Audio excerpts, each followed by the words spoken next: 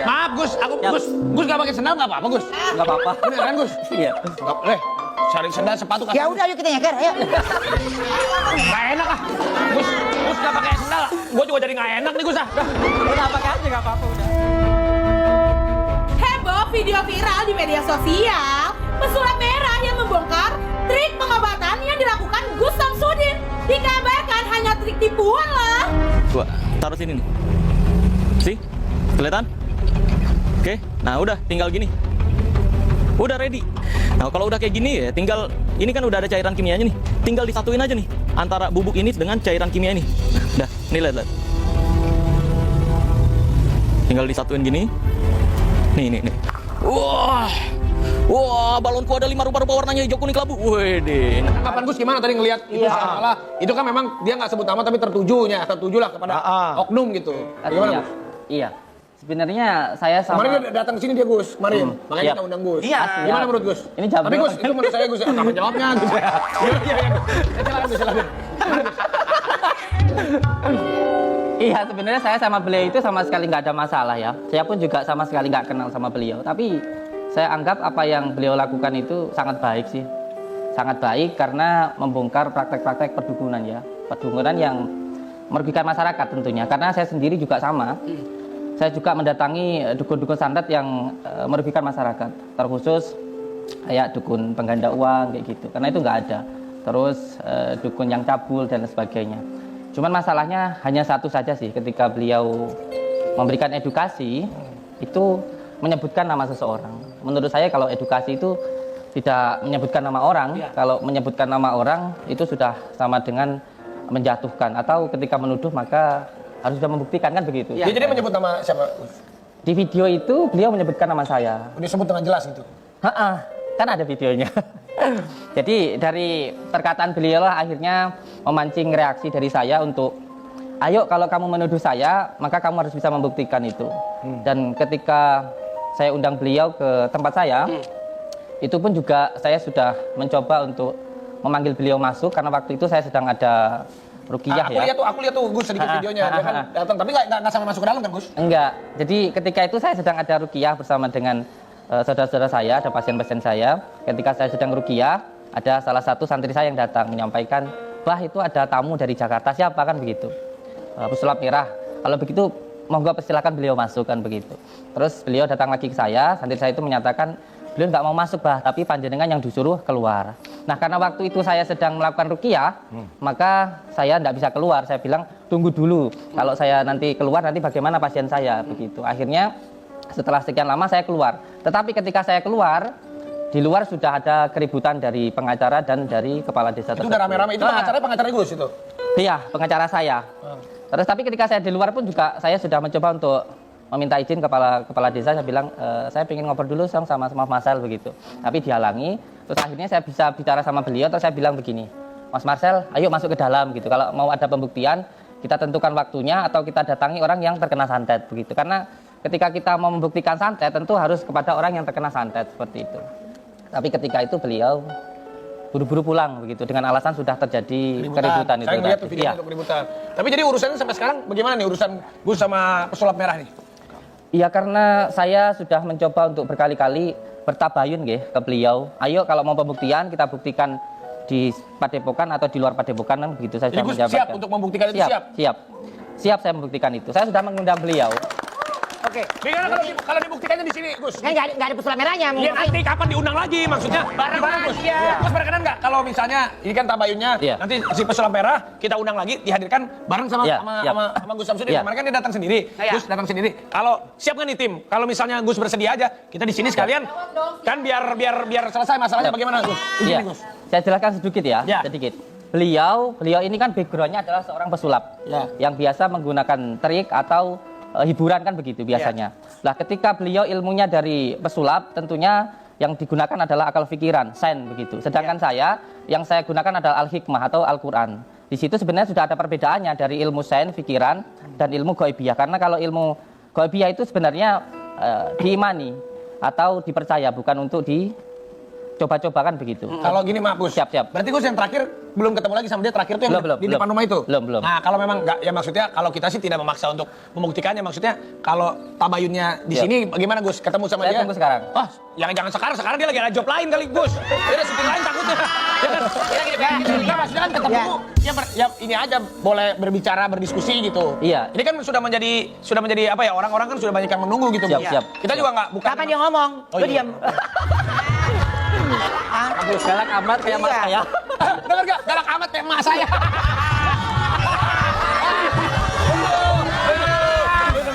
Kayak emak saya. Nafsu banget. Nah terus jadi gimana kalau seandainya diajakin untuk ketemuan di sini, oke nih Gus ya? Sangat siap sekali. Sangat siap ya. Tinggal diatur waktunya Gus ya. Sekalian kan bisa sekalian bertabayun ya, sekalian bertanya. Dan pertemuan itu bukan berarti keributan. Betul. Ya. Tapi siapa tahu kita bisa menjadi penengah yang baik, ya kan? Dan apalagi sekarang ini kan semakin runcing, takutnya malah jadi dimanfaatkan oleh banyak orang. Ini kapan ngomongnya nih? Kapan Belum ngomongnya? jawab. Gue belum nanya. Tapi mungkin biar relax daripada ketemu, biar relax ketemunya di tempat ngopi ya Gus. Tempat ngopi sambil makan di sini nasi. di lab. Iya, tapi di tempat ngopi gitu sambil ngopi sambil apa jadi relax gitu. Apaan orang komedi? Beda cerita. Beda cerita sama tempat kopi, kita mau kemanain lu? Lah bantuin. Lu mah tempat kopi mau lu ngapain? Mau konsultasi lu? Baik, Gus.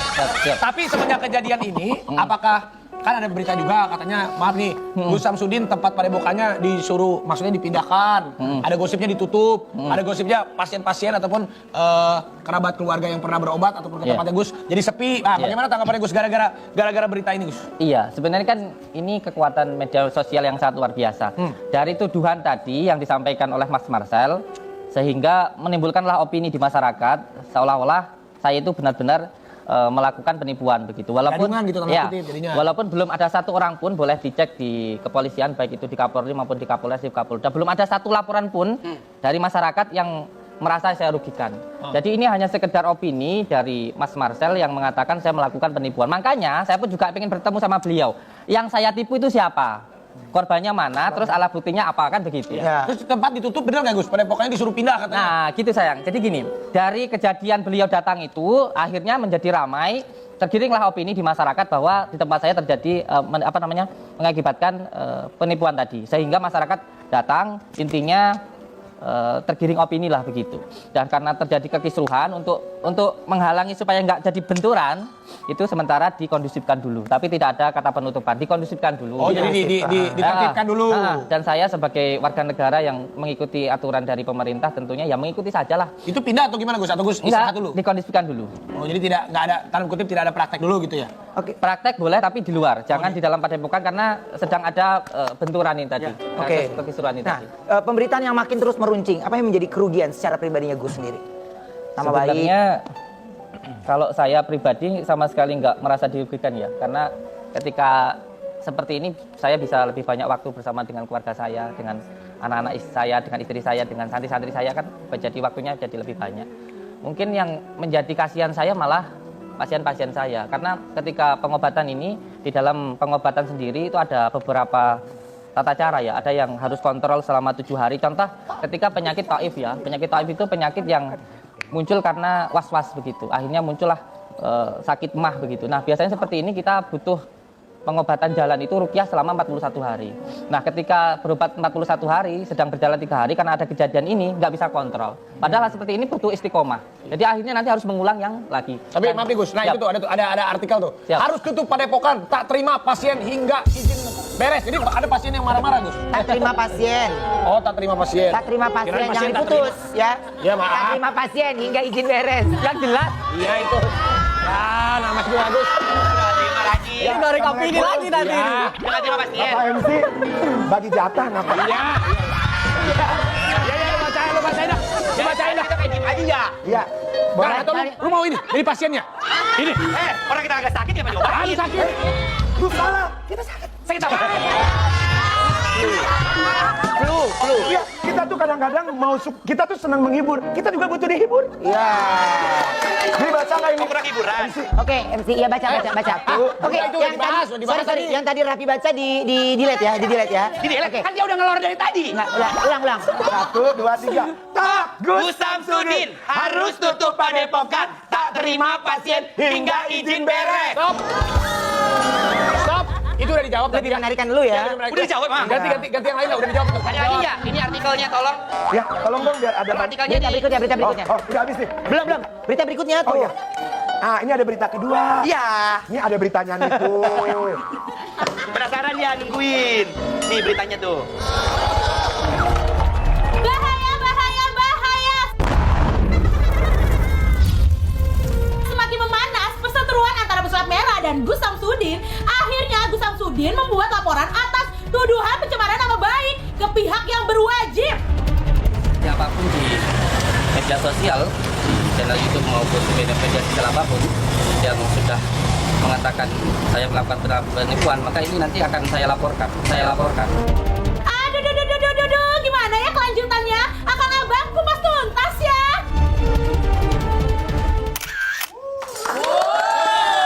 Oh, itu dilaporin. Berarti kalau dilaporin sudah ada kerugian yang di itu ya, yang di apa namanya? Yang dialami, Gus. Udah kan tadi udah ditanya sama si Ruben. Ada nggak kerugian? Akang abang. Gimana? Gimana tadi kita ngomong di sini? Lu sih gara-garanya. Dia tiktokan ngobrol depan gua dong. Kata dia ngomong sama lu. Kata depan gua, kagak pernah Gimana? Ini mau ditanya nggak? Ya, lu ngomongnya depan gua. Sorry, ini ada Gus. Ini sorry topiknya lebih menarik ini, paham nggak? Ya, makanya. Iya, jadi apa? Apa nyinyirannya tentang yang dilaporkan polisi? Lu nyinyir gua nanti yang nggak baikin. Kan lu tadi ngomong dari tadi. Nyinyir apa ini lu lihat si Gusnya? Udah. Oke nih, waktunya habis. Ya. Jadi benar Gus, bikin laporan. Nih dengar, benar bikin laporan. Iya. Di sini Jakarta. Di Polda Jawa Timur. Boleh nitip nggak 2 orang ini dilaporin juga?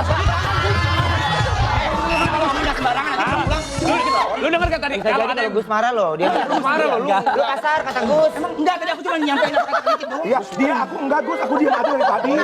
Iya. Nah, Gus, berarti laporan ini sudah dilaporkan atas pencemaran nama baik. Bukan Atau hanya apa? pencemaran nama baik ya. Di sini ada beberapa hal yang juga harus dipahami. Ada beberapa kejadian, kerusuhan, dan ada beberapa hal yang terjadi dan itu ada hubungannya juga dengan hukum begitu. Jadi bukan hanya pencemaran nama baik, bukan.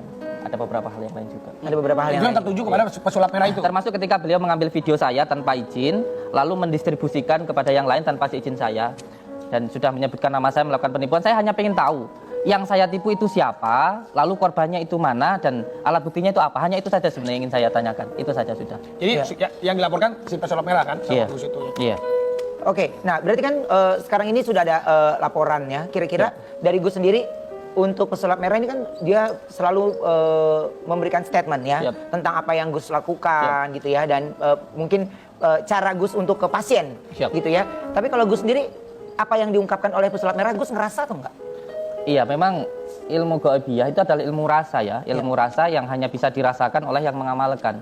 Dan orang lain mau saya ceritakan seperti apapun rasa itu, kalau dia nggak pernah mengamalkan, ya dia nggak akan percaya. Bagaimana ketika semuanya kita suruh membuktikan antara surga dan neraka, atau kita suruh membuktikan tentang hari kiamat, atau kita bisa merasakan semuanya kita melihat penampakan, terus panjenengan nggak percaya terus tanya, coba tunjukkan ke saya penampakan seperti apa, kira-kira bisa nggak?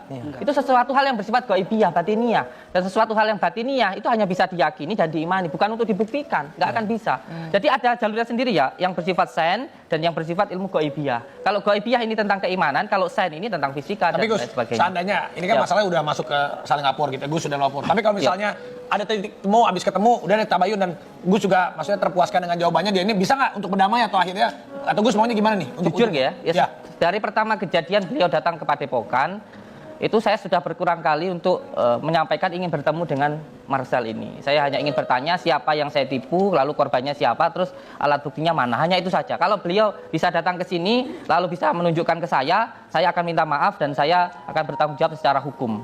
Kalaupun beliau meminta maaf, kalau memang beliau yang salah, ya sudah selesai begitu. Tapi kalau dia tidak bisa buktikan itu? Kalau tidak bisa membuktikan, tapi kalau beliau meminta maaf ya silahkan, saya maafkan. Tetapi kalau tetap tidak dikomunikasikan di telepon, tidak bisa, tidak mau datang, dan saya datangi juga nggak mau menemui saya, ya terpaksa jalur hukum tetap jalan begitu. Jadi pengennya segera bertemu lah dimanapun Siap, seperti itu ya. siap. Di sini aja lah Gus, bagaimana? Siap. Tuh, tim, tolong siapin ya. Kita ketemu nih, lebih cepat lebih baik. Sabar, ini ya, biar masalah tidak semakin memanas atau ada oknum-oknum yang memanfaatkan. Ini ada ungkapan dari si pesulap merah. Oh iya, kapan tuh dia ngomongin? Keren. Di mana? Ntar di sini mau lihat. Mana coba? Nih, ini dia ungkapannya. Oh, Beneran. Jadi awalnya Masih bisa ketemu. enggak, awalnya tuh saya ngebongkar rahasia dia yang bakar tisu tanpa api.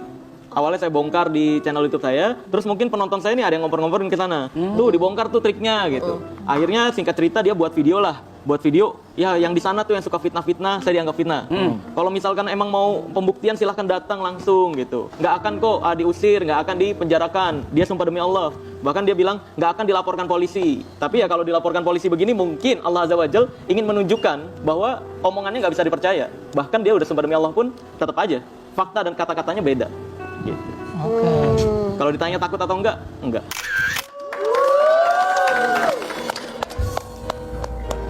Boleh saya tanggapi? Boleh. Iya. Jadi apa yang beliau nyatakan itu ada beberapa hal yang menurut saya juga nggak pas. Kenapa adanya respon? Tentu karena ada sebabnya. Salah satunya kenapa saya mengundang beliau? Karena beliau yang pertama sudah mengambil video saya. Yang kedua, beliau sudah menuduh saya. Maka ketika itu saya memberikan respon untuk beliau datang ke Padepokan. Tetapi pada kenyataannya ketika beliau datang, itu dia nggak mau masuk. Tapi saya yang disuruh untuk keluar. Nah ketika saya di luar, ternyata sudah jadi keributan itu tadi. Dan ketika saya langsung berhadapan dengan beliau, itu beliau tidak mau masuk. Bang Masal ini sudah nggak mau masuk ke Padepokan, ada videonya, saya nyatakan, ayo kalau mau pembuktian silahkan, ditentukan waktunya, kapan waktunya, tapi beliau waktu itu tetap ngotot untuk pulang, sampai pada akhirnya ada orang tuanya yang tertinggal itu, kemarin itu seperti itu. Ya orang tuanya dia ketinggalan. Iya, kalau untuk pembakaran tisu, jangan ketika kita ini contoh sering melakukan trik atau melakukan apa ya, dikatakan mohon maaf kalau tanda kutip penipuan untuk hiburan, lalu menyamakan apa yang dia lakukan dengan yang orang lain lakukan. Belum tentu sama. Karena ini kejadiannya di tempat seseorang dan saya bisa untuk menunjukkan barang buktinya ataupun orangnya begitu. Karena waktu ini orangnya sakit, mohon maaf, sakit pengen bunuh diri terus-menerus. Ada perasaan takut, was-was, gelisah dan susah tidur. Orang itu susah tidur. Ketika saya datang ke sana ada gangguan yang disebut dari gangguan Abdul Jumud. Yang biasanya kalau orang Jawa bilang itu yang merah-merah terbang begitu. Nah, ketika itu saya pun sama sekali tidak pernah masuk ke dalam rumahnya. Saya datang waktu itu live di YouTube. Saya datang langsung diadakanlah ruqyah rumah itu. Lalu muncullah buhul ikatan itu. Nah, ketika dibacakan asma-asma Allah lalu terbakar begitu. Maka saya mengatakan kalau ingin pembuktian ya ayo silahkan kan begitu. Saya siap untuk melakukan pembuktian atau kalau ingin lebih jelasnya yang bersangkutan bisa dihadirkan baik di pengadilan maupun di sini kan gitu. Jadi ini maaf ya, Jessica ntar ya kita tanya-tanya bentar dulu ini maaf. Kita diam terus bentar Jessica. Ini masih tanya Gus ya. Iya. Si Ruben nanti nanya-nanya kamu si Ruben. Oke. Lu tanya dong lu gimana? Ada berita nanti bakal kita kulik. Ada beritanya. Kalau dia mah gue udah banyak, sabar dulu ini Gus dulu nih tenang. Gus, intinya Gus tetap maunya ya udah kalau mau ketemu selesaikan ketemu di sini juga nggak masalah ya. Termasuk saya datang ke Jakarta ini ingin bertemu langsung sama Gus beliau. berapa hari di Jakarta nih? Insya Allah 3 hari ya. Masih tuh 3 hari tim masih Saya ada 3 waktu. hari. Nginep di mana, Gus? Ngapain lu?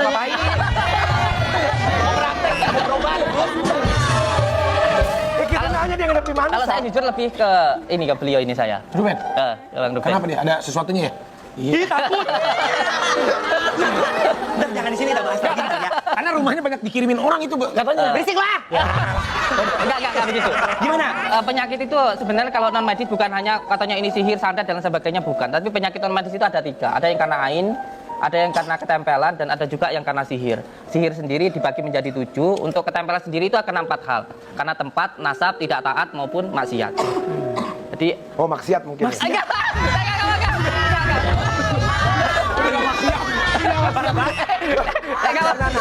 Ya terus apa? Kan ada pilihannya kan? Gini sayang. Penyakit non medis itu ada 3. Yang pertama, yang karena ketempelan itu karena tempat.